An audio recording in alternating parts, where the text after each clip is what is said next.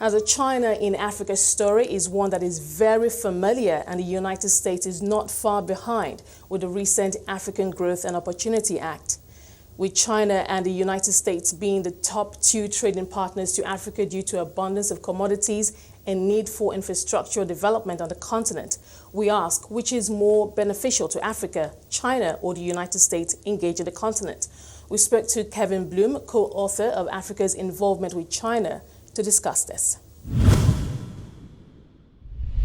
It doesn't seem that there's any clear policy, that there's any clear line coming out of the Trump administration. What's been revealed after Rex Tillerson's visit is more of the same. And this has been going on since Trump took office last year. So, for example, on PEPFAR, where the so-called official line is that more money is going to be put into the program that was started by President George Bush 15 years ago.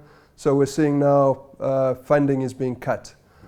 Where Trump is talking about the horror show that is the ivory trade and putting an end to it. It seems that exceptions are going to be made. Certain Americans will be allowed to bring in ivory. We don't know who those Americans will be. We don't know what the policies that surround that are. And then there's the issue of trade, where the US purports to support the policies of the AU, which want to keep things more local, to stimulate the local African economies.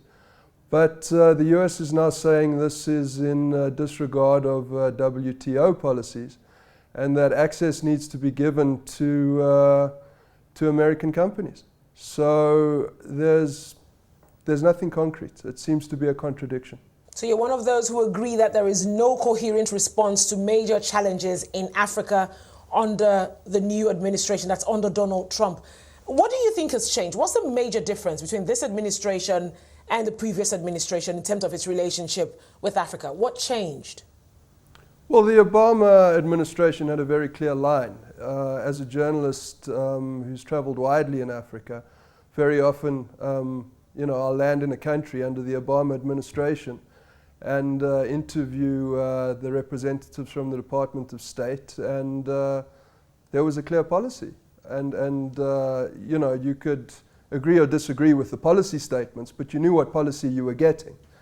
I don't think, once again, the Trump administration has a clear policy at all when it comes to Africa. So it's very difficult for African governments to know how to respond. So is Africa any better with China? So now the question becomes interesting, because what's just happened with Xi Jinping and the likelihood that he's going to be president for life means that what we're going to see filtering down is far more of an autocratic message from China. I think in the first 15 to 16 years of the current China-Africa engagement, which started with the first FOCAC in 2000, we could believe China when they spoke about political non-interference.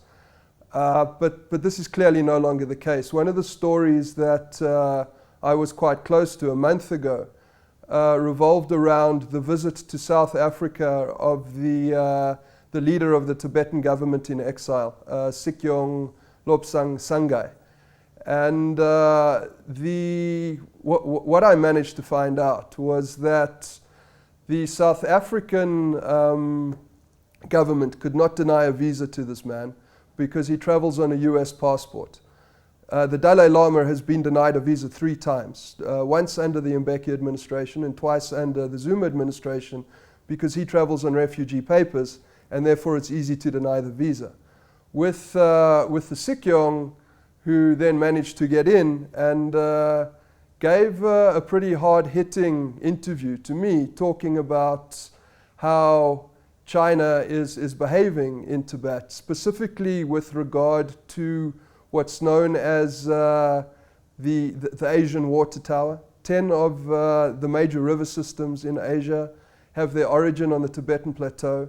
and China is hydro damming these systems and diverting the water into China and away from India and Bangladesh and Pakistan.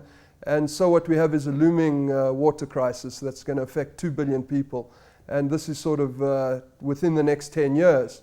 And this is something that China really doesn't want to get out. So when we publish an article like that, as we did in the Daily Maverick a couple of weeks ago, the response from the Chinese embassy in South Africa was to threaten the South African government with disinvestment. Now that is completely unprecedented, and that is not political non-interference.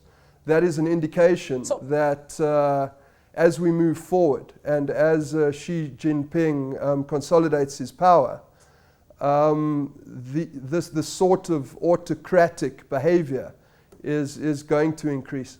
So clearly, Rex Tillerson wasn't really far from the truth, going by what you're saying. I mean, he mentioned in his words, he said he accused China of causing dependency through predatory loans here in Africa. And my question is, do you think Rex is wrong by that? Or is he just saying what everyone is thinking but afraid to say? I don't think Rex is wrong. I just think it's the pot calling the kettle black. You know, from through the 60s, 70s, 80s and 90s, when the Western powers, the NATO powers, were the dominant foreign power in Africa, through the IMF and the structural adjustment programs, Africa was rendered progressively poorer. There's also this thing of the myth of African foreign debt.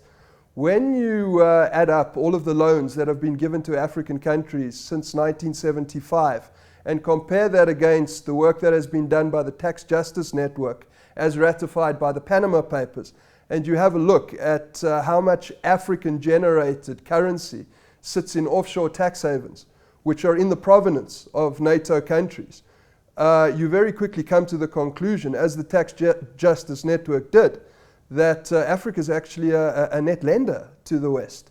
So Rex Tillerson is not wrong about what he's saying about China, but it diverts the attention from him, and unfortunately, we're entering into a period where neither China nor the US have Africa's best interests at heart. Not that they ever really did. I think there were certain programs that were helpful. I think the most helpful thing about the Chinese engagement since the year 2000 is that it's given savvy African governments an option. So a very savvy leader like Meles Zenawi was able to play off China against the West to the extent that Ethiopian GDP was growing by 10% year on year. Not all African leaders are that astute, but I think the time is coming where the foreign policy game is going to have to be different. What do you think should be the strategy going forward? I mean, you've put it out all there, on the table, how US is actually going to relate with Africa going forward, the plans as well when it comes to China and Africa relations. What do you think how well should Africa position itself now for the future? The major issue facing Africa, as every continent on the planet and every country on the planet, is the climate crisis. And within that issue, the major subheadings are land, water, and food. And Africa is going to be hit the hardest by a 1.5 to 2 degree rise in temperature, which is now a fait accompli. The Paris Agreement on climate change is, with its techno fixes, is pretty much just rearranging deck chairs on the Titanic. African countries did not get a voice, although the G77 bloc at Copenhagen in 2009 tried to point out that even a 1 degree rise for Africa would be genocide. And this is now coming. So Africa needs to understand in a very real way that neither China nor the US has its best interests at heart, number one. Number two, once that's accepted, start to put in place locally generated, small-scale, energy sustainable, water sovereign actually, let's say energy sovereign, water sovereign, food sovereign programs that are going to enable us as Africans to feed ourselves. I mean, we have 60% of the world's arable land on this continent. To be selling that arable land off to international agribusinesses is tantamount, again, to ecocide and genocide. I mean, these farms have not worked in Ethiopia. What needs to be implemented is locally owned, sustainable, preferably organic, environmentally friendly farming methods. I think that's number one. And a policy to protect the natural resources so that we can move through the phase that is coming. That is almost here. Well, Kevin, as beautiful as this all sounds, clearly we still cannot do without the US or China or any other country, continent for that matter. Because taking a look at what's playing out here, Africa is still dependent on the FDIs that come into these countries. It's almost like a competition to know what country got the most FDI within a certain period.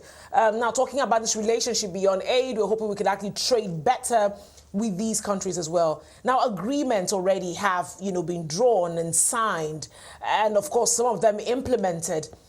Do you think that in the near future, Africa will, by any chance or imagination, stand on its own without reliance on both the US and China? Is that even possible? No, I don't think it's impossible at all. These agreements are a reality, as you point out, but I'm just very cynical about any of these agreements delivering what they promise. I'm not saying we don't need foreign direct investment. I'm not saying we throw the baby out with the bathwater on that front. But I am saying that a fundamental systemic change needs to happen. If we carry on with a carbon-based economy, if we carry on with the fossil fuels and the coal and a resource-based, commodity-based, export-led vision and policy, it's going to end up in devastation. That was Kevin Bloom, co-author Africa's Involvement with China.